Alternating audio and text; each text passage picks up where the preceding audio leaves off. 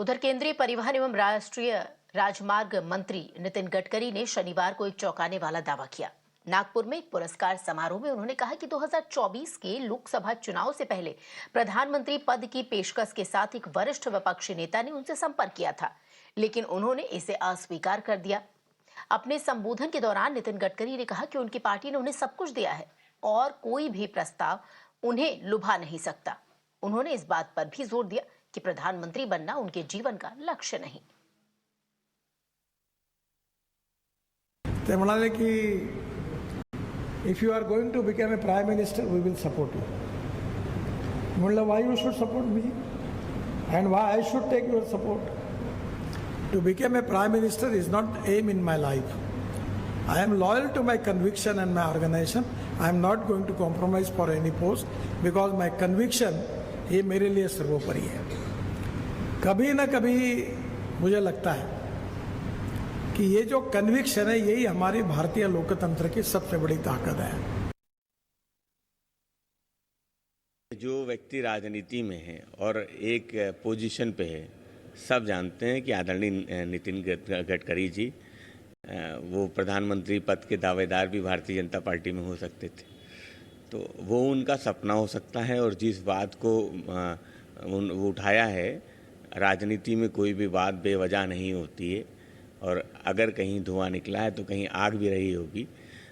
हालांकि ये मामला पूरी तरह से भारतीय जनता पार्टी का है, उनका अंदरूनी मामला है, तो इस पे समाजवादी पार्टी को कोई टिप्पणी नहीं करनी है. लेकिन अगर किसी का सपना है तो सपना अगर कोई देख रहा है तो निसंदेह राजनीति में रहने वाला व्यक्ति सपने देखता है. गडकरी साहब ने अभी तक पिछले 10 सालों के अंदर नरेंद्र मोदी से ज़्यादा काम किया है और उनका एक भी बयान मैंने ऐसा नहीं देखा है जो काबिले इतराज़ हो. लेकिन राजनीतिक दल इसीलिए बनाए जाते हैं कि ताकि सत्ता हासिल की जाए और सत्ता हासिल होती है तो फिर उसमें प्रधानमंत्री भी बनता है. गडकरी साहब का कमिटमेंट सिर्फ पार्टी के साथ है क्या, देश के साथ नहीं है? अगर उनका कमिटमेंट देश के साथ हो तो उन्हें प्रधानमंत्री बनना चाहिए बीजेपी का. वो नरेंद्र मोदी से ज़्यादा बेहतर प्रधानमंत्री होंगे.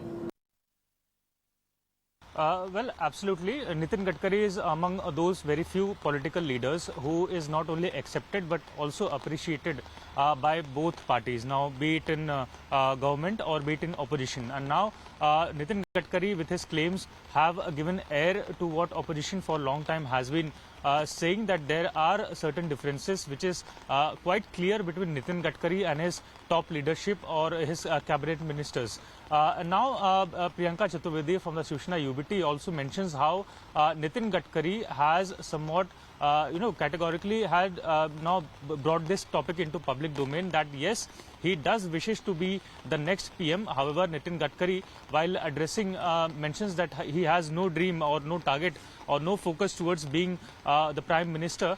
He only wants to serve the individuals. But being a politician's statement, Priyanka Chaturvedi and meanwhile Sanjay Raut, who also happens to be from the Shiv Sena UBT alliance, mentions that how Nitin Gadkari for long has been underlined or been suppressed into his party, and now with his recent statement, yes, opposition will definitely be targeting the ruling alliance for the BJP because for long it has been mentioning that there are differences and Nitin Gadkari should be that one individual who should sacrifice to bring out justice to the people, to again restore the independence of judiciary and other agencies, and that is only Nitin Gadkari who would be capable of doing it.